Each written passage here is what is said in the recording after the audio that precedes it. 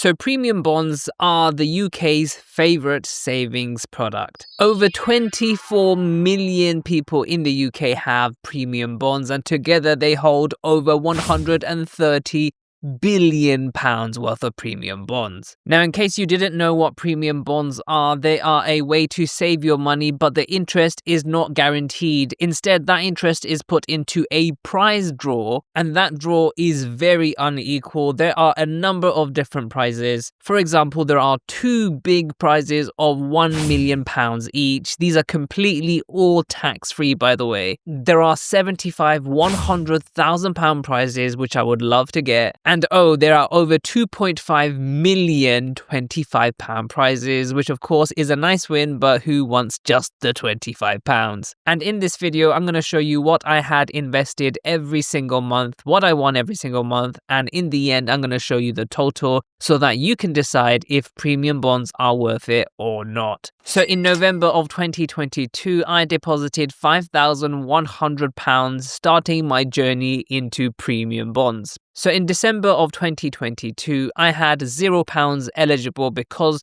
you actually have to hold premium bonds for an entire calendar month in order to be eligible for the next month's prize draw. So unfortunately, even though I put my money in the middle of November, November doesn't count as a full month. December counts as a full month. So January 2023 is when I was first eligible to win a prize. So in January of 2023, I had £5,100 eligible in terms of premium bonds holdings. So at this time, the prize fund rate was 3%. Now, premium bonds, they love to give a prize rate that looks similar to what a bank might give, for example, 3% or 5%. However, these two are not the same because there is no such thing as guaranteed interest. It is not paid out fairly, so don't actually use that to compare against banks. So in January, the odds of winning per £1 bond was 24,000 to 1. In January, I actually added a further £550. I actually won £50, which I was really happy about, my first ever prize fund draw, and I actually won more than the lowest amount of £25. I won £50. I was really, really happy with that, and that gave me somewhat of a confidence to keep my money in premium bonds. Now, in February of 2023, I had a premium bonds eligibility of £5,150. This is because I chose to reinvest my winnings back into premium bonds, and for that you don't actually have to wait an entire month. It is eligible in the next month's prize draw, which is really nice. So this month the prize fund draw actually increased to 3.15%. This was a period of time where we're seeing rampant inflation, and even the high street banks were increasing their interest rates. The odds of winning stayed the same. I added nothing else this month, but I was happy because I won £25, which I could not complain about. Now, this brings in the total won so far to be £75. So in March of 2023, I had a premium bonds eligibility of £5,725. The prize fund rate increased again to 3.3%. The odds of winning stayed the same, and in this month, I did not add an extra penny to my premium bonds account. Now, this also turned out to be the luckiest month I've had so far because I won one prize of £100, which I was really happy about. Now, this brought my total won so far to be £175. So in April of 2023, I had a premium bonds eligibility of £5,875. The prize fund rate stayed the same, so did the odds of winning per £1 bond held. I actually added £1,565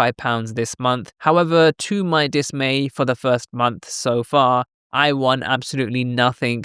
And this just goes to show that with premium bonds, oftentimes you will win absolutely nothing, and that's just part and parcel of having a prize fund draw. So in May of 2023, I had an eligibility of £5,875. The prize fund rate and the odds of winning stayed the same. I added nothing extra to my account this month, but I was happy enough to win £25. This brought my total won so far to be £200. In June of 2023, I had a premium bonds eligibility of £7,465. The prize fund rate stayed the same at 3.3%, and so did the odds of winning. I did not add anything further to my account this month, and neither, unfortunately, did I win anything. So in July of 2023, I had a premium bonds eligibility of £7,465. The prize fund rate increased. I did not add anything further in this month, and once again, 2 months in a row, I did not win a single penny from premium bonds. So in August of 2023, I had a premium bonds eligibility of £7,465. The prize fund rate again increased. This time it increased to a nice 4%. And for the first time since starting, the odds of winning became more favourable. Per £1 bond held, the odds of winning was 22,000 to 1. I also added a further £4,835 to my account,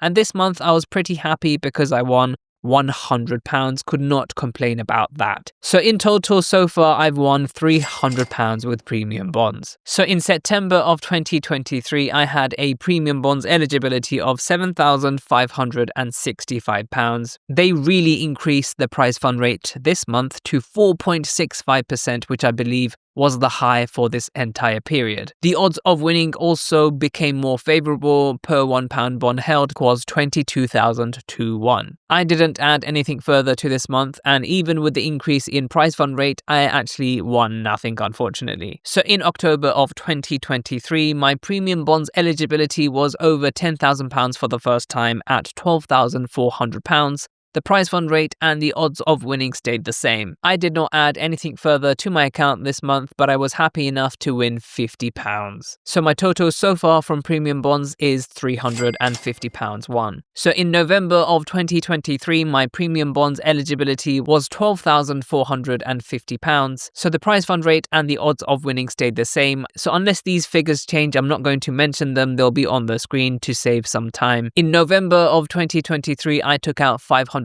because I thought I needed it, and this month I won £25, which isn't surprising anymore now that my balance is over £10,000. So my total won so far was £375 at this point. So in December of 2023, my premium bonds eligibility was £12,475. So this month I didn't add anything further, and neither, unfortunately, did I win anything. So in January of 2024, to start the new year, my premium bonds eligibility was £11,975. I did not add anything further this month, and again, 2 months in a row, I did not win anything. So in February of 2024, my eligibility stood at £11,975. This month, I didn't add anything, and for the first month ever, I actually won 2 prizes, one £25 prize and one £100 prize. This was the first time I realized that you can win actually more than one prize, and I was happy to win £125. This brought my total won so far from premium bonds to be £500. So in March of 2024, my premium bonds eligibility was £12,100. The prize fund rate actually reduced to 4.4%. However, the odds of winning stayed the same. So in March, I didn't add anything further to my account. However, I was happy enough to win £50. That brought my total won so far to be £550. So in April of 2024,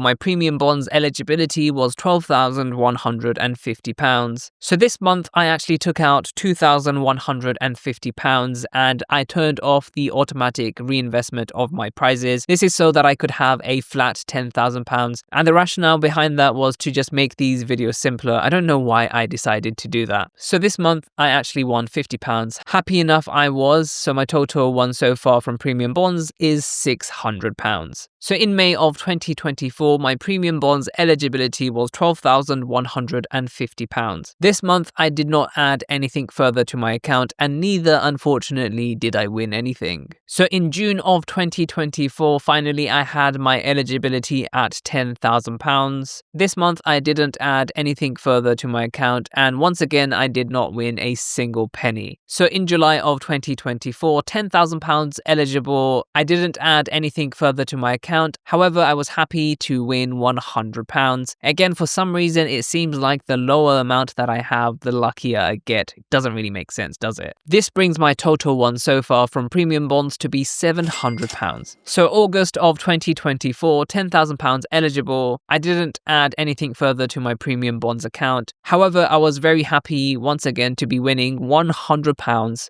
Can't complain about that. This brings my total won so far to be £800. So in September of 2024, my premium bonds eligibility was £10,000. I didn't add anything further to this month, and neither did I win anything, unfortunately. So in October of 2024, my eligibility stayed the same at £10,000. I actually added £10,000 to my premium bonds account this month, and I was happy enough to win another £50. So that brings my total won so far with premium bonds to be £850. So in November of 2024, I had a premium bonds eligibility of £10,000. I didn't add anything further in this month, and neither, unfortunately, did I win anything this month. So in December of 2024, I had a premium bonds eligibility of £20,000. I didn't add anything further to my premium bonds account this month. However, I did win £50, which I was decently happy about. So that brought my total won so far in December to be £950. So going into January of 2025, an eligibility of £20,000. The prize fund rate drops again to 4%. The odds of winning stays the same at 22,000 to 1. I did not add anything further to my account this month. However, I won £25, which wasn't that impressive with a £20,000 balance. So that brought my total won so far to be £975. So in February of 2025, I had a premium bonds eligibility of £20,000. I didn't add anything further to my premium bonds account, and unfortunately, once again, I didn't win anything. So in March of 2025, I had a premium bonds eligibility of £20,000. This month, I added a further £20,000 to my account, and unfortunately, I won nothing this month. So in April of 2025, I had a premium bonds eligibility of £20,000.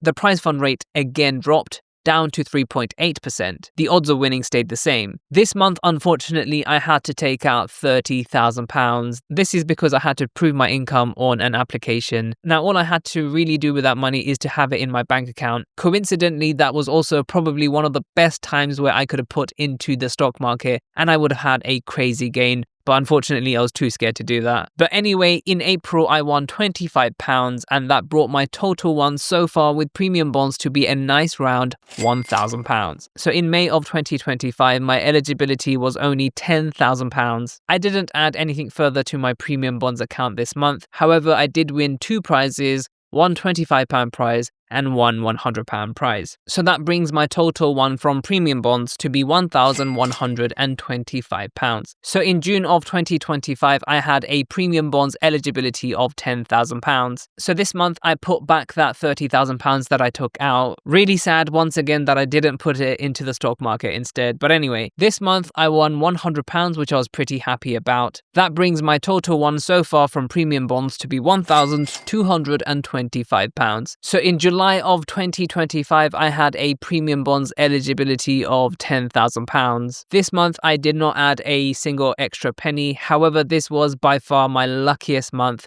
I won actually 3 prizes, each of £100, bringing my total won for that month to be £300. Now, this brings my total won so far from premium bonds to be £1,525. So in August of 2025, I had my highest ever premium bonds eligibility of £40,000. This month, the prize fund rate dropped once again to 3.6%. So although this is a lot lower than what we've seen, it is still higher than what I first initially started out back in 2022. So this month, I didn't add anything else. However, I was happy enough to win 2 prizes, one £25 prize and one £100 prize. So this brings my grand total winnings from premium bonds to be £1,650. Now, the best part of this is that it is completely tax-free. Now, am I lucky or not? I want you guys to answer it in the comments down below. Let me know what you've won in total, and let's see if I'm actually lucky or incredibly unlucky. So make sure to check out some of my other videos and I'll see you in the next video.